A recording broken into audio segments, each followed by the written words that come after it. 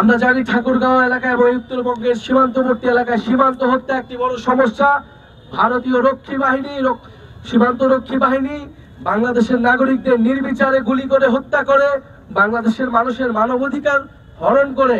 এবং ইতিমধ্যে সাম্প্রতিক সময় আমরা দেখি যে ভারতের যারা মুসলিম রয়েছে তাদেরকে অবৈধ অভিবাসী বলে বাংলাদেশে পুশিং করার চেষ্টা করা হয়।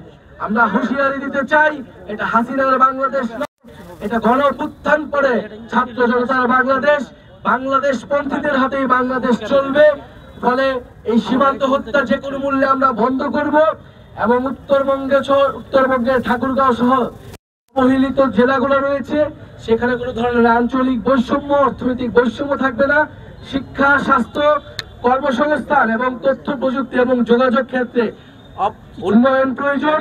এই উন্নয়ন শুধু ঢাকার উন্নয়ন হবে না, বরং প্রান্তের যে জেলা ঠাকুরগাঁও জেলা সহ যে প্রান্তের সকল জেলার উন্নয়ন যেদিন হবে সেদিনই আমরা প্রকৃত উন্নয়ন হিসেবে এটা গ্রহণ করব।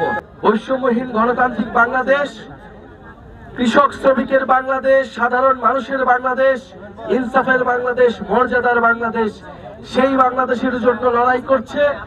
আমরা মনে করি ফ্যাসিবাদী ব্যবস্থার বিলোপ এখনো হয়নি, আগের সিস্টেম রয়ে গিয়েছে। বলে সেই সিস্টেমের বিলোপ করে নতুন দেশ গঠনের জন্যই এই নতুন পার্টি এবং আমাদের কর্মসূচি। ইনশাআল্লাহ ঠাকুরগাঁওতে আমরা আবারও আসবো। জাতীয় নাগরিক পার্টির কার্যক্রম সারা দেশেই চলছে। আপনারা আমাদের হাতকে শক্তিশালী করবেন, তরুণ এবং বিকল্প নেতৃত্বকে বেছে নেবেন এবং এই জুলাই গণঅভ্যুত্থানের ঘোষণাপত্র, মৌলিক সংস্কার, জুলাই গণহত্যার বিচার এবং নতুন সংবিধানের জন্য আমরা লড়াই করছি। অবশ্যই জুলাই আগস্টের মধ্যে জুলাই ঘোষণাপত্র দিতে হবে এবং এর সাংবিধানিক ভিত্তি থাকবে এই জুলাই ঘোষণাপত্রের। যেই কারণে আমাদের দেশের হাজারো মানুষ রক্ত দিয়েছে, জীবন দিয়েছে, আমরা তাদেরকে স্মরণ করতে চাই, তাদের আত্মত্যাগ।